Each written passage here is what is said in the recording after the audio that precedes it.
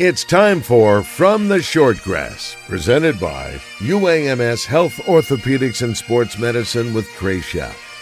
A golf podcast for those who love golf, struggle with golf, and just like to enjoy the outdoors and fellowship with friends, all while chasing a ball around, trying to put it in a 4 1/4 inch diameter hole.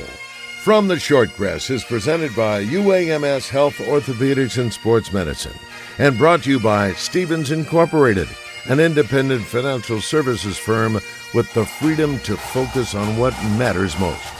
By Beechwood Hospitality, we partner with you to deliver high-yield results by managing, developing, and investing in top-quality hospitality assets. And now, from the Shortgrass, here's your host, Trey Schaap. Welcome to another edition of From the Shortgrass, presented by UAMS Health, Orthopedics, and Sports Medicine. I'm your host, Trey Schaap. Real quick, I want to tell you about our friends at Beechwood Hospitality, Matthew Allen and Blair Allen. They know how to manage hotel properties. When you need an overnight place to stay, make sure you check out Beechwood Hospitality for your next overnight stay. I promise you will be glad you did. Coming up on this edition of From the Shortgrass, presented by UAMS Health, Orthopedics, and Sports Medicine, I traveled to Pinehurst, North Carolina, and sat down with Michael Trostel. He is the director of the USGA Experience and the World Golf Hall of Fame. The World Golf Hall of Fame used to be in St. Augustine, Florida, but it moved back to Pinehurst after the lease in St. Augustine was up. Michael will describe that move and more coming up after the break. Stay with us. I'm Dr. Lowry Barnes. When it comes to orthopedic care, there's no place like the Orthopedic and Spine Hospital at UAMS Health. We built this hospital just for you, with state-of-the-art surgical suites, advanced technology, and the state's largest group of fellowship-trained orthopedic surgeons. It's the best place in Arkansas to get you moving again. And if you need urgent orthopedic care, UAMS Ortho Now is right here for you at the Orthopedic and Spine Hospital at UAMS Health, where motion lives and service leads. Strength is measured not by the number of accounts. Strength is placing value on relationships. It's having the vision and the guts to invest in growth. It's the commitment to responsibly manage your money.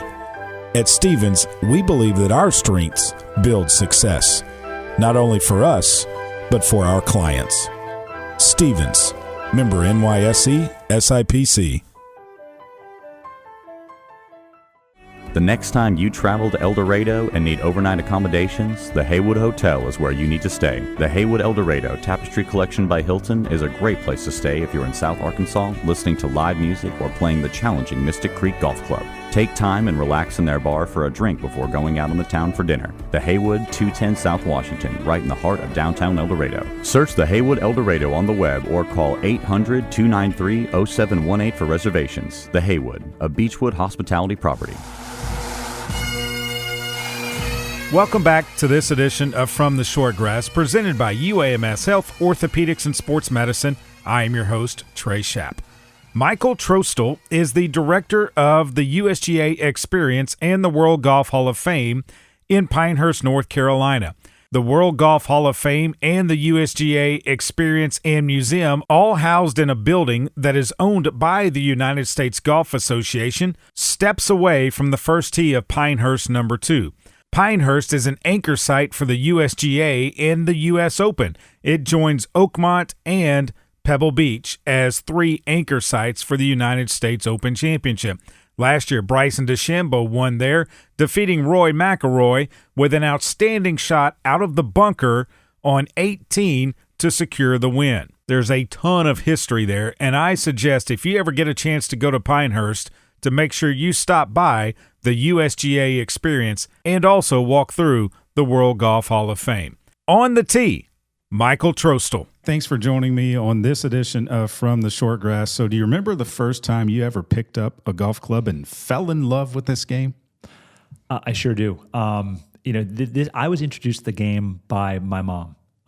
She was, a lot of people, they have a story about their dad, but my mom was the youngest of 10, grew up in Massachusetts, and she was always looking for, a way to get some attention from her dad, right? And her dad was a big golf fan. He loved to watch Arnold Palmer on TV, and she learned, she got it from that, and then she started watching golf on TV. So when I was a little guy, I watched golf with my mom. And I remember getting, those plastic clubs in my hand and then getting out, and we had this little yard on the side and hitting, chip shots all around and then hitting plastic balls over the house. And then I was a caddy and worked in a bag room, and, I haven't been able to get it out of my blood ever since. When did you start playing competitively at the game? Because you've got a storied junior amateur career, I hear. Yeah, well, storied is probably maybe a little exaggerated, but it was, I started playing competitively. I was probably about 14 or 15 years old. I got into playing some tournament golf, and it was just fun. It was a great outlet for competition. I love being out there. Team sports are great too. I played basketball, baseball, but the individual sports is great. Everything was kind of in my control, course management, and I played a qualifier for the 2000 U.S. Junior Amateur at a course, Allendale Golf Course, in right kind of on the Massachusetts-Rhode Island border, and I had the best round I'd ever played. I had 17 pars and a bogey, and I was like, wow. But then it's a 36-hole qualifier. It's like, you got to do it again. And I played pretty well in the afternoon, not as well. And then I got in a 3-for-1 playoff, made a par, and got a chance to play in the U.S. Junior Amateur, like the big stage, 156 players. It was an amazing experience, and one that truly, from that, when I was 16 years old, one that inspired me to want to work in golf and work for the USGA. If you look at the record books from that year and you turn them upside down, you're going to think I did really well in the championship, because I didn't play all that well, but it was a really great experience and fun to go out there with my parents. Pumpkin Ridge, just outside Portland, Oregon. Tiger Woods had just won his 3rd consecutive U.S. Amateur there in 1996. So we're there 4 years later, and every hole we're like, where did Tiger hit this shot? Where did he hit that shot? So we were over the moon for that, and that really formed my experience. I didn't play collegiate golf, but I still love to play. And I've got a 5-year-old daughter now and a 3-month-old. So playing a little less golf in the last few months, but with my 5-year-old, we're already out on the course. And, she's in it more for the ice cream than the birdies and bogeys, but it is a lot of fun to be out there. But obviously, Mike, still connected to the game of golf through the United States Golf Association. You're the director of the World Golf Hall of Fame here in Pinehurst, North Carolina. The World Golf Hall of Fame moved from St. Augustine, Florida, here to Pinehurst recently. What's that move been like? It's been great. It's like we like to say, it's back home, figuratively and literally, because it started here. The Hall of Fame started in Pinehurst in 1974. So going back a little over 50 years ago, it was in a big building behind the 4th green, 5th tee of the number 2 course. It was here through the early to mid 90s. It shut down for a variety of reasons, moved down to Florida, to St. Augustine, and it was there. They signed a 25-year lease down there.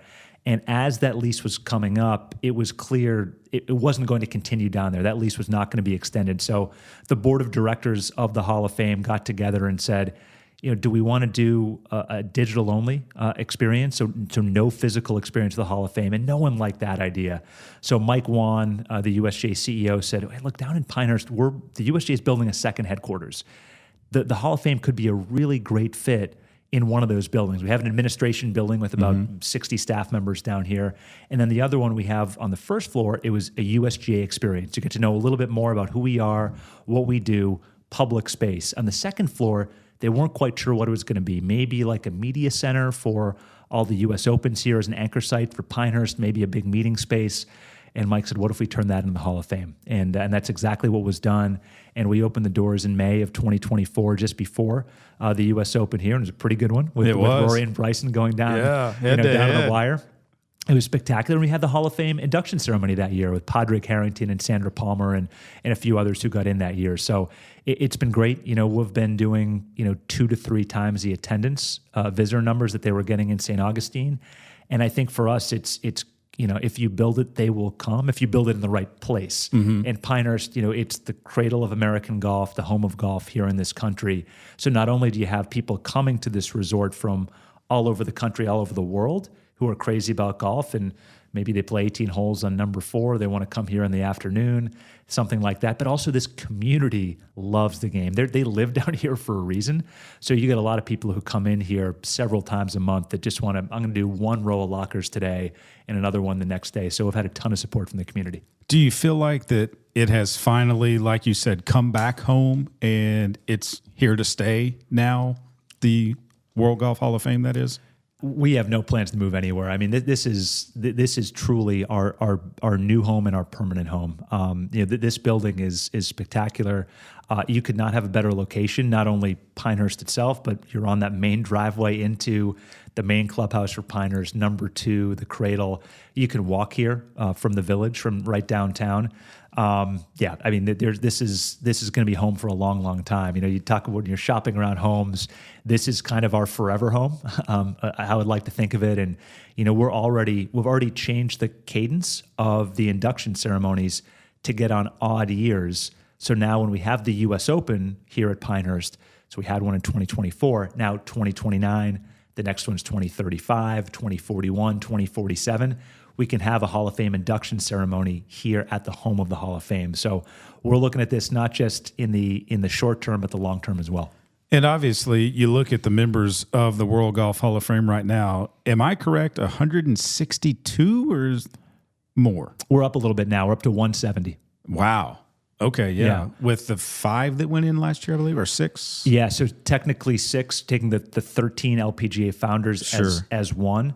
But yeah, up to 170. But it's still it's a pretty small number when you think of the history of the game of golf. Right. And when you compare it to other sports, football, basketball, baseball, hockey, tennis, they all have more, right? So 170 is one of the most exclusive clubs in all of sports. So to get in here, I did the math. It was like you're the 0.01% of the players who have played it at the highest level. So PGA Tour, LPGA Tour, European Tour, 0.01% of those players get into the Hall of Fame. So when you see, they truly are the game's greats.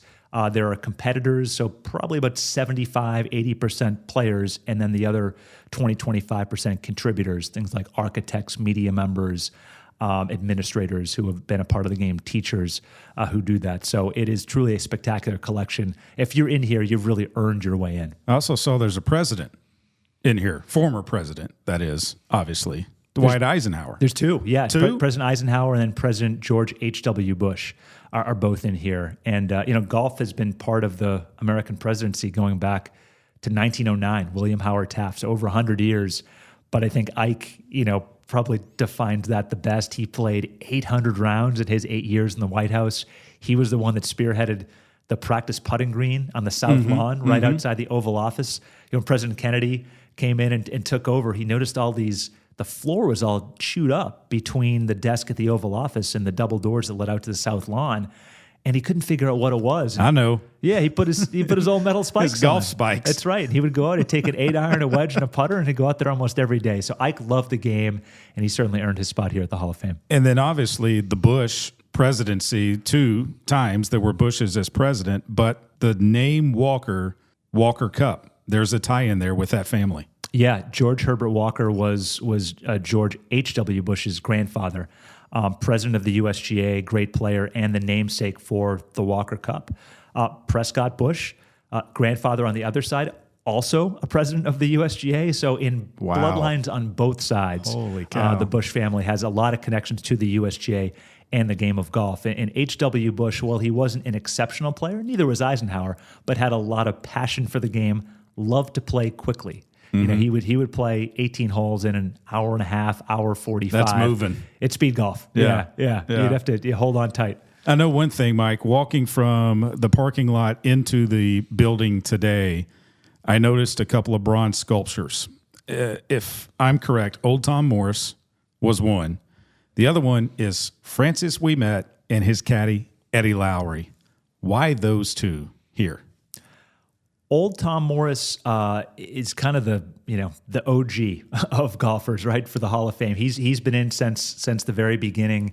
He played a number of different roles in the game of golf. He was a great player. He won 4 Open championships and was runner-up in top 5 numerous times. But he was one of the original architects. He was a golf ball maker, a golf club maker. He was the greenskeeper at St. Andrews in Prestwick. He did a little bបit of everything. And his son, young Tom Morris, also in the Hall of Fame as a player and doing all that stuff. So, in terms of popularizing the game in the 1800s in Scotland, the Morris family, the Park family, Alan Robertson, right at the very top.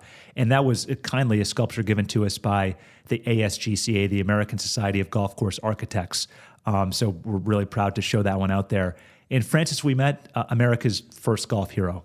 I think for so many, the game was, for the elite classes in the late 1800s, early 1900s, the game really came to America. Yeah, it came a little bit in dribs and drabs in the late 1700s and early 1800s and ship manifests and things like that, but it really took hold in the 1880s. So it hadn't been around that long. And then We Met comes, and he beats not only all the professionals in 1913, the U.S. Open at the Country Club, but he beats the greatest in the game from Britain. Mm-hmm. Harry Vardon and Ted Ray, the two best players in the game, who came over, this 20-year-old amateur who grew up across the street from the Country Club, who was a caddy there, and it kind of proved anything was possible. He was America's first golf hero, and then several other to-be great players, to-be Hall of Famers, Bobby Jones and Gene Sarazen, they would read the newspaper accounts after that, and that inspired them to become even greater golfers, because that was really the first time that golf was on the front page of American newspapers. And in that decade after We Met to win in 1913, more than 2 million Americans picked up the game. It was a huge boom in the number of courses. So, We Met certainly, solidified his standing as America's first golf hero. Mike, there are places throughout the country where I think every golfer should go at least once. And even, let's say, throughout the world when you throw in Scotland, because I think every golfer that loves the game, if they have the means, should get to St. Andrews at least once. You might not get to play the old course, but at least just get there. Try and soak in the history. Coming here to Pinehurst, a little bit easier, obviously, for those that live in the South. And, there are some airports close by. You can get here. Why should they come and experience the World Golf Hall of Fame here? Well, I think Pinehurst in general, it being the cradle of golf, you've got 10 courses on the resort, but also some amazing courses outside of that in Pinehurst and Southern Pines and all of Moore County. So you've got some of the best golf around. And you know what? If it rains, all the sandy soil, it's going to be dry by the afternoon. You're not going to have these, these huge delays. So that's one. Some of the best golf you're going to play in the United States.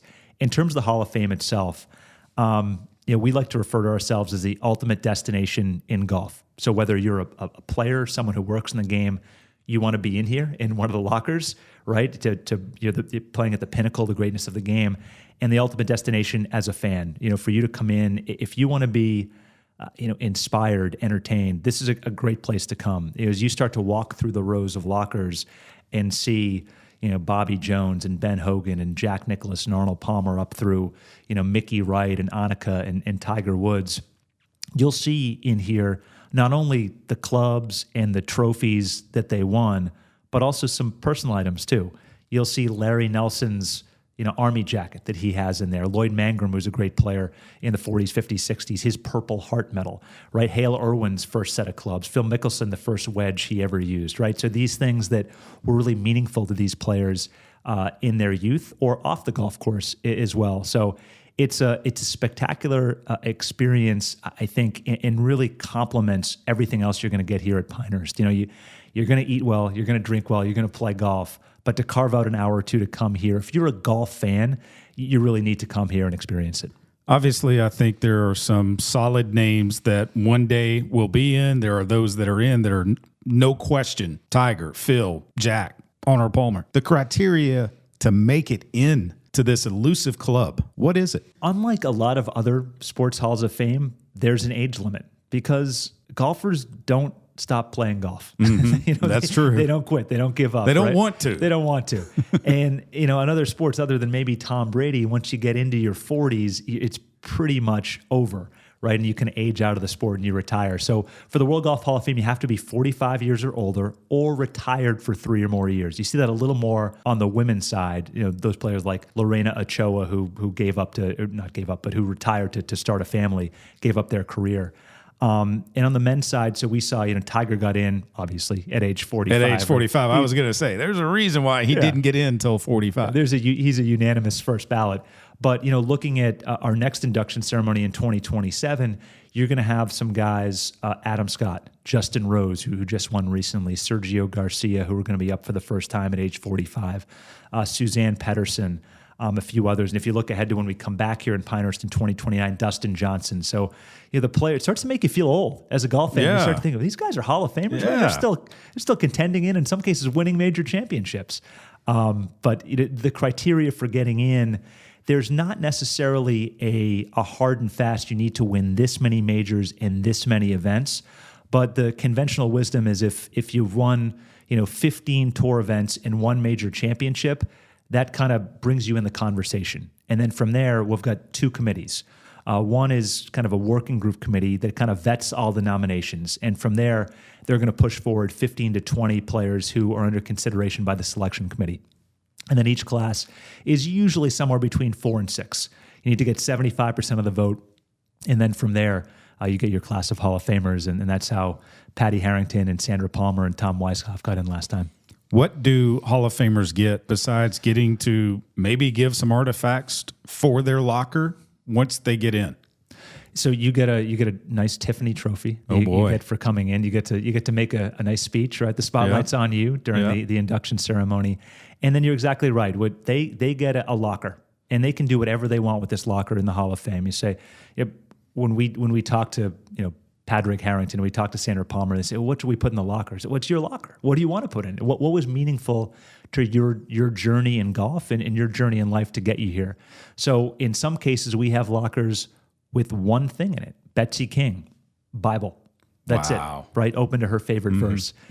Carol Semple Thompson, Betsy King's quote-unquote neighbor in her locker, 125 USGA championship contestant badges because she played in that. That's her story. Others, there might be 40, 50, 60 things in there from a variety of backgrounds and topics. So they can kind of tell their story that when fans and visitors get to come through, they get to know a little bit more about who they are and how they got to where they are in the day. You bring up the contestant badges. I think those are the most interesting and iconic pieces in the game of golf. They're not easy to get, first off. But once you get one, you treasure it, don't you? You do. And I have one from playing in the U.S. Junior Amateur. I still treasure. I carry it around in my golf bag to, if I've got a big putt, I can always kind of look at it and say, at one point you were pretty good. But to have, 30 of those, 50 of those, 125 in terms of Carol, that you've earned your way in. Yeah, maybe you've either earned an exemption or you've gotten in through qualifying, but you've earned your spot in that field amongst the game's best. And it's not easy to be one of 156, or in the case of the U.S. Amateur, maybe 312. But it is a badge of honor. And then, like someone like Carol, who's won 7 of them, it is pretty impressive. Tiger's won 9, Bob Jones, Nicklaus has won 8. Those tell a story as well. So those are really treasured. When you talk about the USGA experience here, for those who come to the World Golf Hall of Fame, you can also partake in the USGA experience. You can learn so much about the game, the technology, the golf ball, the golf club.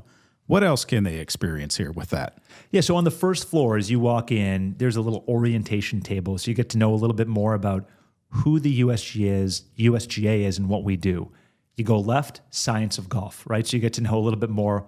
Why are there dimples in a golf ball? How does altitude affect the flight of a ball? How is a putting green constructed? Things like that. On the other side, it's USGA Championship. So one, you get to see our 4 most prominent trophies, men's and women's open, men's and women's amateurs. So you get to see those trophies. You get to hear from USGA competitors, USGA champions, kind of what it means to, what the pressure is like, what teamwork is like, everything that they go through. What's the experience like of playing in a USGA championship? And then we've got, as you wrap around on the wall, especially here at Pinehurst, with the US Open coming here, you get to understand what it takes for the circus to come to town, what it takes to put on a US Open. It's, yes, to the outside viewer, it's 4 days in June, right around Father's Day, but it starts 2 or 3 years before. And now with our anchor sites at Oakmont and Pebble Beach and right here at Pinehurst, the investments into those property, whether that's digging down and getting some power lines down or some parking on site or a media center on site, that only enhances the fan experience. You get to learn a little bit more about that championship experience when you come in, and then we rotate exhibits as well. And we have one that we're putting in very soon in September, dedicated this one to Payne Stewart. Oh wow! So yeah, we've been working really closely with Tracy Stewart and the Stewart family. More than 100 artifacts on loan So we're talking his U.S. Open trophies, his Ryder Cup trophies, 4 or 5 of his outfits, anything from his NFL gear to things that he wore in the Ryder Cup and in that 99 U.S. Open right here at Pinehurst, and everything, more heavy and emotional to some artifacts recovered from the plane crash in October of 1999. So we think it'll be really impactful, not certainly for anyone who comes in here, but especially those here in Pinehurst and those who, they've really adopted him. It was, when you think about Pinehurst, you think the U.S. Open's been here forever. Well, the first one was in 99. So, to have a great ending like that with Payne, he is certainly one of the most popular champions here. So it's an exhibit we're really excited about putting on. It'll be up for a year. Well, and I saw that Bryson signed a flag downstairs to where it said, "This one was for you, Payne." That's why he wore the hat that he wore, because of Payne Stewart. They both went to SMU to play college golf. It meant a lot to Bryson to win here last year. Yeah, there's no doubt about it. And I think, you said it well, that connection between Payne, Bryson, the 18th hole dramatic theatrics, right? It was how it was meant to be in 2024. And you couldn't have asked for, better champion and certainly a great tribute to Payne. Mike, best golf course you've ever played? The Country Club, Brookline. I grew up in Massachusetts. It's been a bucket list. I love it. I love the old architecture. I love the clubhouse. I was there in 99 for the Ryder Cup, and I was there on 17 when Justin Leonard made the putt. Quick story on that. I was there with my cousin. We're 6 rows deep of people, right? We're on the first hole, so we see everyone go through. We're like, let's cut ahead. Let's go to 17 because we need to get ahead so we can see something. Sit in the grandstand. Well, the first 6 matches, they don't get to 17 because the U.S. was winning in a rout. She's saying, man, we didn't pick a very good hole, did we? And then half an hour later, Justin Leonard makes that putt, and the USA completes the improbable comeback from behind. So for me, I love the Country Club. Might have been the most hideous uniforms ever, but what a putt. And we have that shirt in Ben Crenshaw's locker. The captain from that year. Yeah. We have his Ryder Cup trophy, and we have his shirt from that year. That's awesome. Beauty is in the eye of the beholder, and it was a beautiful shirt and result that day for the USA team. I don't care what they wear at Bethpage Black as long as they win. That's right. Fantasy foursome, living or deceased, you and 3 others that you could play around to golf with, who would they be? I'd pick my dad. I think he'd be there. He wasn't a big golfer, but I think, I've made, and I think so many of us have made so many meaningful connections on the golf course and so many great memories with family and friends. Arnold Palmer, I think would be, he's a hero of mine that I'd certainly love to go out there and pick his brain. And President Eisenhower, I think would be someone who, you get to, obviously he's a passionate golfer, but also to be, a general, to be a U.S. president, I think he'd be on the list as well. That's awesome. Thanks so much for your time. Trey, thanks for having me. I'm Dr. Lowry Barnes. When it comes to orthopedic care, there's no place like the Orthopedic and Spine Hospital at UAMS Health. We built this hospital just for you, with state-of-the-art surgical suites, advanced technology, and the state's largest group of fellowship-trained orthopedic surgeons. It's the best place in Arkansas to get you moving again. And if you need urgent orthopedic care, UAMS Ortho Now is right here for you at the Orthopedic and Spine Hospital at UAMS Health, where motion lives and service leads. The next time you travel to El Dorado and need overnight accommodations, the Haywood Hotel is where you need to stay. The Haywood El Dorado Tapestry Collection by Hilton is a great place to stay if you're in South Arkansas listening to live music or playing the challenging Mystic Creek Golf Club. Take time and relax in their bar for a drink before going out on the town for dinner. The Haywood, 210 South Washington, right in the heart of downtown El Dorado. Search the Haywood El Dorado on the web or call 800-293-0718 for reservations. The Haywood, a Beechwood hospitality property. That's about all the time we have for this edition of From the Shortgrass, presented by UAMS Health, Orthopedics and Sports Medicine. Did you know that UAMS Ortho Now is now open at the Orthopedic and Spine Hospital at UAMS Health? If you have an orthopedic injury, sports, work, or anything else, walk in and see the best in orthopedic care. No appointment is needed. As always, thanks for listening to From the Shortgrass. You can find us wherever you get podcasts, as well as live on 103.7 The Buzz, Friday mornings from 5:30 to 6. And don't forget Buzz 2 on Wednesday evenings. I want to thank Michael Trostel for sitting down with me while I was in Pinehurst, North Carolina. More coming from my trip to Pinehurst in future episodes, so make sure you listen every week. Remember, when you find your ball mark on the green, fix it and a couple of more, and I hope to see you sometime soon from the Shortgrass. You have been listening to From the Shortgrass, presented by UAMS Health, Orthopedics, and Sports Medicine, a weekly podcast dedicated to the game of golf. This has been a presentation of the Buzz Radio Network in association with Majestic Cubby Productions.